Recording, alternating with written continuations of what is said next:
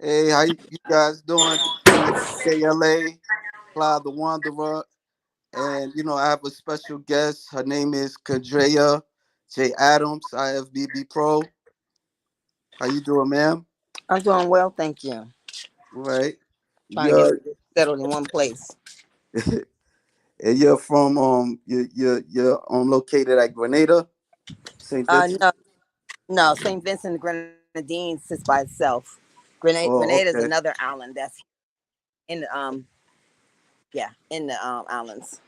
Oh, okay. I'm So I'm trying all the way to, from New York City. yeah. It's my home state.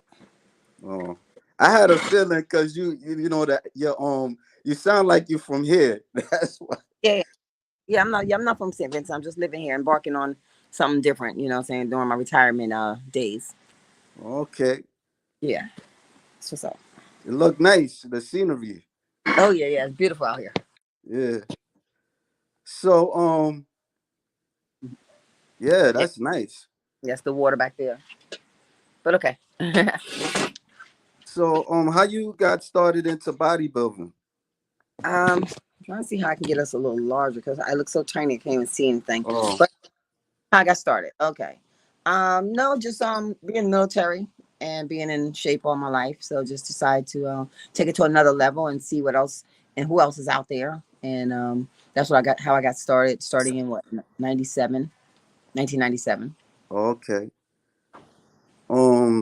Are you still competing right now? My last competition was September of last year. I did the Linda Murray's competition in Savannah, Georgia. That was my last competition, and I actually transitioned to figure, leaving my favorite, well, my all love is women's physique. So I actually just switched over for my last two competitions just to see, what other the other divisions look like, or how I would, saying, wind up turning, heads or what have you in another division. Oh, well, what place was you in? Like in the Savannah, Well, with Savannah, I placed fourth. However, that's fourth in masters. That is okay. right? So basically, coming to another division, as Sandy said, that's the head judge of IFBB. In case anybody out there doesn't really know, that's who runs everything. But as she said, she would love to just see me stay focused in women's physique because that's where, like I said, I did three Olympias after winning three pro shows in women's physique. So for me, I guess it would have to be women's physique. Stepping into figure is very different because you're then in heels Right. and more of just front pose to a back pose, so to speak. You get your side quarter turns as well, but your main feature is in the front and in the back. But with women's physique, you come alive. You do your double biceps. You do your rear biceps. You get more poses out your shoulder. Show you some good your triceps, glutes. You just really get to show more in women's physique. Okay. What did what was is there like any specific area you had to work out on? Any specific what? I'm If, sorry. if part of your body, like improvements of your body for like to for the judges to approve of you, like for Well, I guess if I won three pro shows, they approved of my body overall. oh okay. No, Well, I I guess my best features would definitely, as anyone else would agree, would be my abs right. and my back would be the Oh, two features.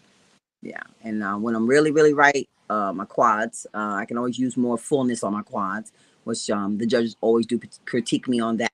However, I guess I bought the right package each time I won the show. So I guess if anything need to be, fixed or brought up in size, it would be my legs if I was to step back on stage again. okay. How is it like to compete against all these ladies?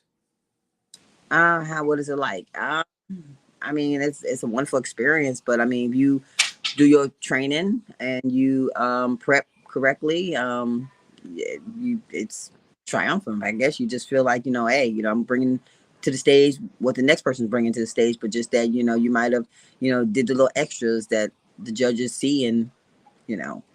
I can't really say like, oh, it's such a thrill because like I said, I've done it times and won 3 times. So making it to the Olympia alone, I think that's what every IFBB pro is striving for, make it onto the Olympia stage. So I think that's like a high point, you know. Um, so I've done that. So I mean, I feel very satisfied in my years of competing to have gotten to that level. I asked because you know obviously it's a bodybuilder is a sport where you don't have a team or anything like that. You're just you, and Yes, you have to compete with people that do the same thing as you. yes, So yes, yes. like with me, it was like you know I didn't really see the difference like that in basketball. You just see these women that buff, and then for me, I had to like listen to people, like look at certain YouTube channels about female bodybuilding and stuff, and so it's like the judges, they do like a heavy criticism on the what the how much like package the person has, like the arms or the chest, and so it it's it seems a bit like complicated, if I could say that. I don't know, but it's I just just trying to understand the sport, Well, because I guess I could speak on that behalf because I also am an NPC judge, which is there for Georgia in the state of Georgia. Whenever I am actually home in Georgia, right. so same thing as judging. I mean, you're looking for overall symmetry. So right now, of course, everybody knows, it's the waistline. You're killing with the waistline. So you come in with your waistline nice and tight, everything's gonna streamline. So you come in with a nice waistline, it's gonna streamline your back, and then your quads. As long as you have a good sweep in your quads, good separation, it's gonna pretty much hit a home run. Okay. What about the diet and the prep?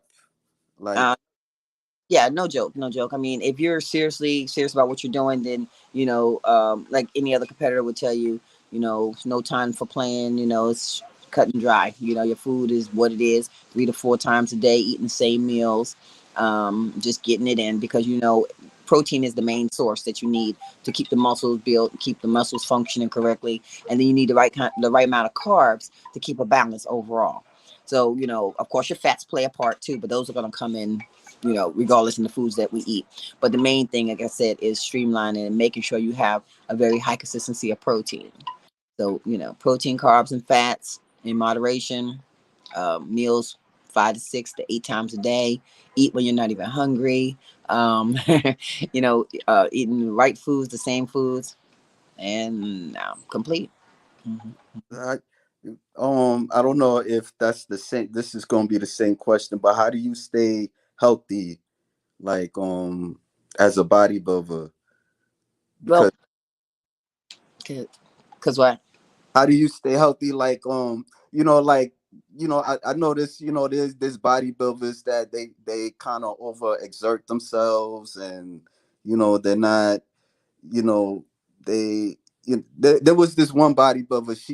She fell out the stage. She felt, she fainted or something like that, and I guess it was too much, too much for her, stress, and Well, the lights, the dehydration. I mean, before going on stage, we do different little methods to, kind of manipulate the body, saying as far as, to come in with less water as possible so that the muscles cling to your skin, clings to your muscles, give you a tight look, give you, a good look at the same time.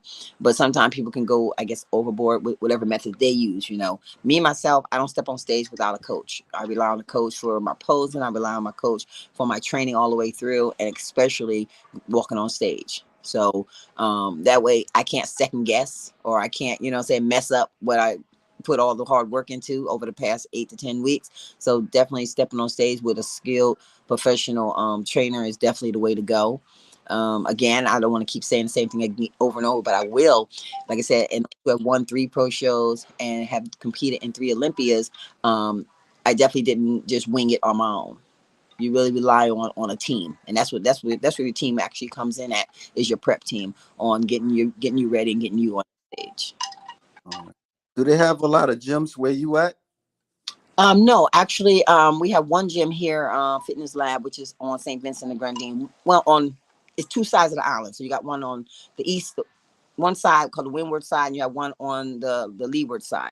However, I do go to the Fitness Lab here on the windward side because I'm located over here.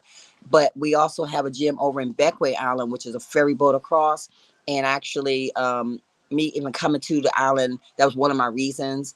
I assisted a Canadian partner of mine, Simon, and we actually opened the first gym on Beckway. So it's called United. So that was one of the reasons why I was led to the islands here. And so that's an additional gym. Some people from this island here do go over there to that gym, but it's mostly on Beckway, and a lot of the tourists use it. Some of the islanders that live there, frequently visit that gym. And of course, whenever I'm on the island of Beckway, I take part in it as well. Oh, okay. You gotta look it up. Look it up. All right. Give a shout out for it. Yeah. Yeah. So, how long you was in the service? 21 years. 21 years retired. Drill sergeant last 7 years. Oh yeah. Oh yeah. Wow.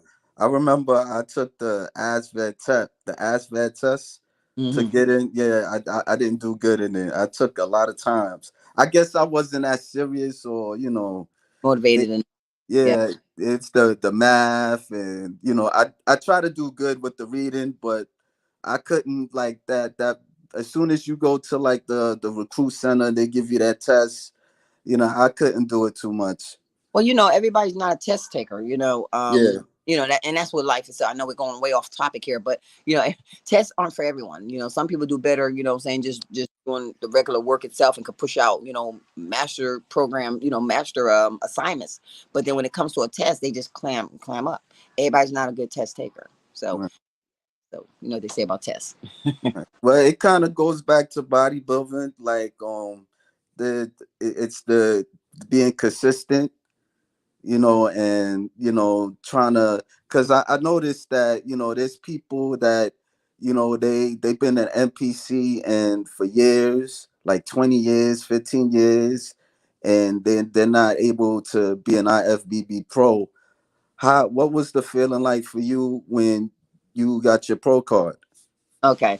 Well, let me just say that piggyback on what you're saying. That is very true. There's a lot of NPC competitors that's been competing for 15, 20 years that have not gotten their IFBB pro cards. And I mean, not to demotivate them any, because like I said, the competition, everyone looks good in the mirror by themselves. But when you step up against the next person, that's when the show begins. So I only thing I can say for them, keep hitting it, saying, keep the discipline, keep training, go hard or harder.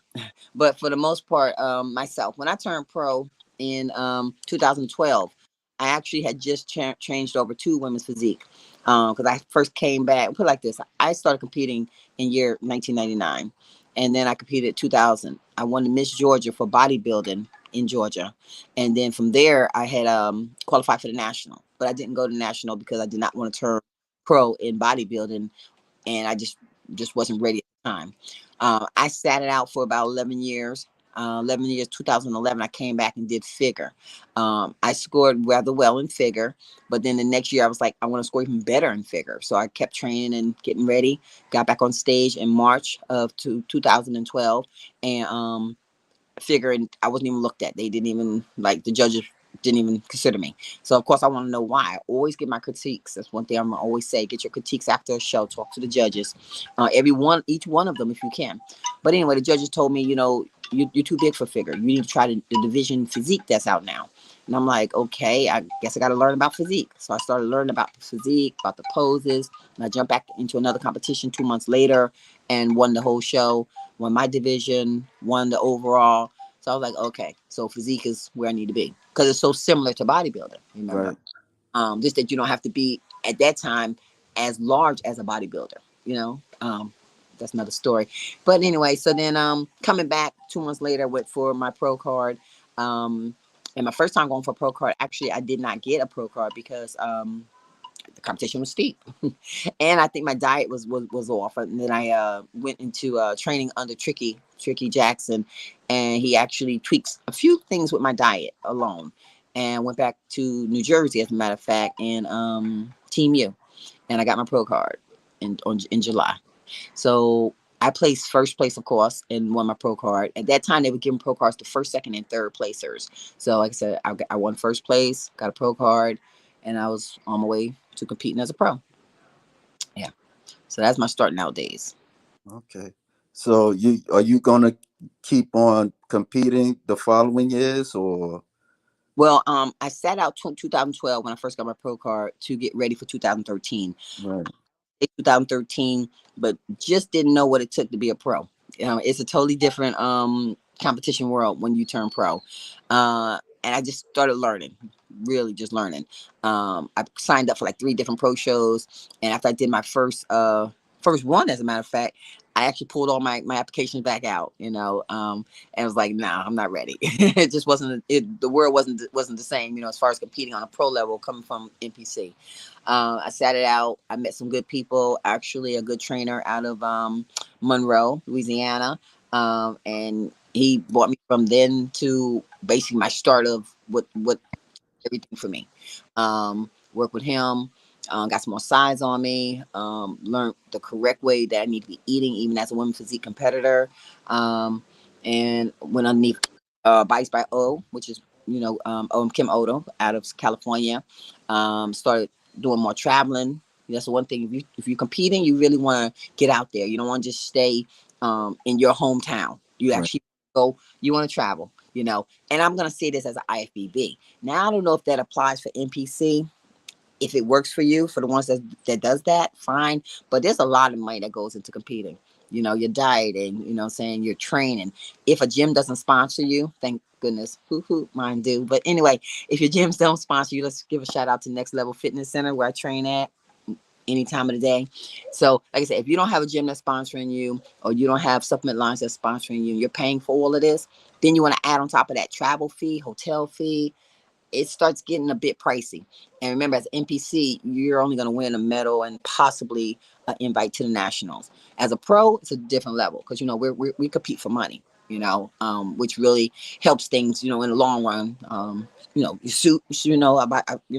Opposing suits alone cost money, lots of money. So, long story short, um, like I said, competing on the pro stage, I started with California first in 2015 when things were looking a lot better for me as far as my size, as far as my nutrition, being able to stay on point with my correct meal plans. And my first year out the door in 2015, I actually did 9 shows. I did 9 pro shows. I was all over. But long story short, I won in California, which qualified me for my first Olympia 2015. That's good. Yeah. And right after Olympia, I competed again in Arnold Schwarzenegger, not Arnold, excuse me, Lou Ferrigno's competition that November and took second place. So I was like, okay, let me get ready for 2016. Did the same thing. I did 2 shows beginning of 2016, and the third show was a hit for me. I won. Back to the Olympia again. I competed 2 more times, and then the Olympia itself. So the second year, competing in 2016, I did 6 shows. The following year, came back again hard on it. Won my third show again, which happened to be the St. Louis Pro Show, and sent me back to the Olympia for the third time, 2017. That year, I only did 5 shows because I did after the win, I sat it out. That's what everybody always telling me. After you win, sit out and get ready for the Olympia. So that year, I took everybody's advice. My coach advice, number one, but different people from my team of gym, folks. Came back to the Olympia, scored my best the third year, 12, scored 12. To me, that was good because I'm coming from 29th place to 21st place to 12th place. So I felt really, really good on my placing. And from there, I did the what do you call it? Which one was that? The right before, a week before, excuse me. I do the Arizona Pro Show because it actually gives me a standing of where I'm standing at before going to the actual Olympia. So that was my last, like I said, like just really hitting the years of women's physique. Okay. That was So fun. Do you get do you get like support from people outside bodybuilding, like your family, or you know? Oh yeah, yeah. I mean, of course, of course. I mean, you can't do it without like I said, a dedicated team. So it has to start with your family because number one, your food changes from everyone else in your household. So yeah, you got to make sure everybody's on board with that because my food's not going to be the same as your food. So we're going to change up the grocery bill list and and so forth. So yeah, I mean, yeah, of course that changes. But of course, my mother, my sister, my daughter, everybody supports me each year. I have a good amount of family members that accompany me to the Olympia itself, which was in Vegas at the time, which is coming back to Vegas this year, actually. Yeah, but yeah, they would actually come to be supportive. Yeah. Okay, that's good. Do you do like when you walking on the street, do people kind of look at you? You get looks like a woman with muscles and stuff like that, or how do people react to you as a Well, body? yeah, yeah. I mean, I mean, they turn heads. I mean, but when I was in the competition, like as far as into last year, it was especially in the states, it's very noticeable, but it's more acceptable. Here on the islands is not so much because we have a gym and we have women that do train, but there's nobody in that training for competition. So you're kind of like you looked at, but it's kind of like questionable because they're not heavy into women's bodybuilding here. Right. So yeah, so I don't actually try to stay and that's for anything. I don't try to stay muscle competition ready, stage ready all year round. I Right. would no one, although there are some that do it, even those that don't even compete. To each their own. Because you gotta let the body be natural. You gotta let the muscle. You gotta let the body relax. Honestly, and that's not even with talking about the muscles, but also mentally. You know what I mean? You have to go back to a regular eating. Saying your after competing, your whole body mechanics is kind of shooken up. So even after coming off stage, most people say, oh, I want donuts, I want cookies, I want this, I want. But you got to understand, you got to slow it down because the same way you go into dieting for a show, it's the same way you got to reverse it after a show. Even and more importantly is the water. After a show, everybody want to go, drink water, water, water. No, you will bloat so quickly. It hurts. It hurts to bloat after a show. So I know oh, earlier years, huh? no, I said so. In other words, you have to take moderation. Oh yes, oh yes, you really do. But like I said, you know, even now I eat clean. Okay, as clean as I can here on the island. It's just certain foods I don't eat anyway. Right. And then even on a regular basis. But for the most part, um, you know, I eat healthy.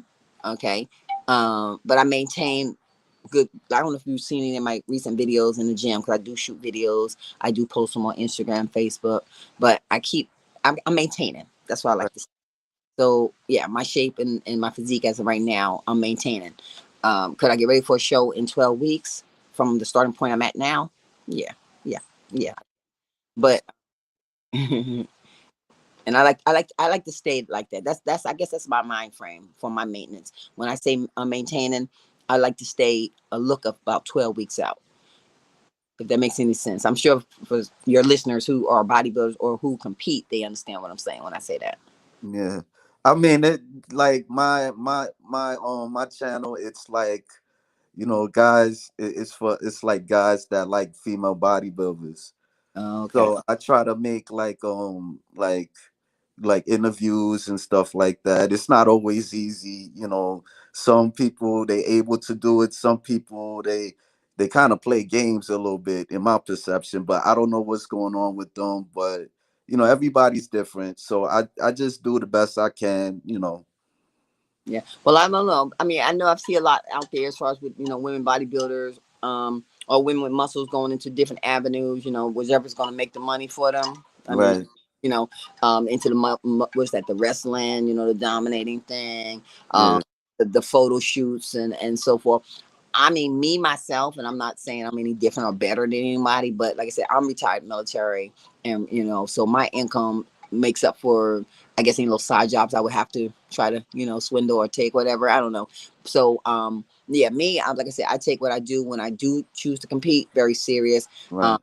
not into the, doing it for the glam, so to speak, or doing it for the men that likes to see women with muscles. Because many photo shoots I've been invited to do, And they don't like, oh, you pumped them up. Nah, I'm not with all that. You know what I'm saying? I'm not with all that. Because I take my bodybuilding and what I do for my body when I choose to compete, I compete for a reason. And Right. yeah. So yeah. So I guess I kind of am on different lines than some. Yeah, I mean everybody's different. Yeah. Everybody's different. Is there any advice you want to give to people that want to step into the bodybuilding world, male or female? Like I said from the beginning, you just gotta stay hard with it. Stay hard with it. You know what I'm saying? Depends on what division you competing in. You wanna learn all you can about it. You know what I'm saying?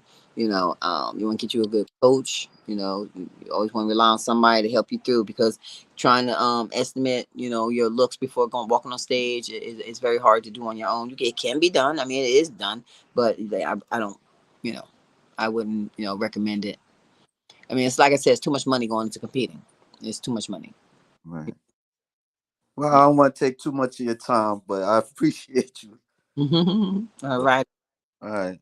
I bet, but best of your endeavors. Yeah, yeah, yeah. Well, like I said, I post a lot on Instagram, on Facebook. So next time I do step on stage, I'm sure you'll see some pictures, some videos. Yeah, I will be following you. Yeah, that's what I'm about to say there for all Candrea J Adams, and I guess this completes our interview. All right. All right. Thank you. Appreciate you. You're welcome. Bye. All right. Bye.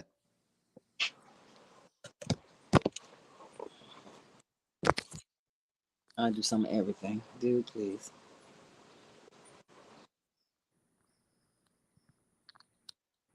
Damn, what's going on with this thing?